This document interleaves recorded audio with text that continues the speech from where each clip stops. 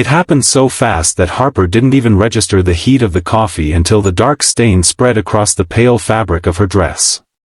One wrong step, one overfilled paper cup, and suddenly she was standing in the middle of a crowded train station looking like she'd lost a fight with an espresso machine. People glanced at her, then quickly away, the universal response of city dwellers trained not to get involved.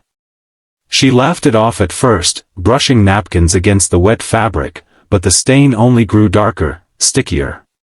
She was on her way to a job interview, the one she'd been hoping might finally give her a fresh start. The timing couldn't have been worse. Then she heard a voice. "You look like you could use this more than I can." She looked up. A man stood a few feet away, holding out a navy blue jacket. His smile was soft, steady, and just warm enough to make her want to believe this wasn't the end of the world.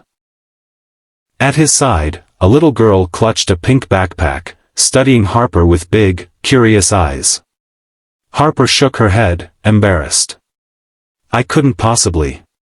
But the man stepped closer, gently draping the jacket over her shoulders before she could protest again. "Trust me, it's washable. And you've got more important things to worry about." Something about the way he said it, like he knew exactly how fragile she felt, nearly undid her. She pulled the jacket tighter, swallowing the lump in her throat. "Daddy helps people," the little girl announced proudly, as though this was the most obvious truth in the world. For a moment, Harper forgot the mess on her dress. She forgot the staring crowd. She looked at the father and daughter standing before her, and something inside her shifted. Later, as the train rattled into motion and she caught her reflection in the window, messy, flustered, wrapped in a stranger's jacket, she realized the jacket wasn't just covering a stain.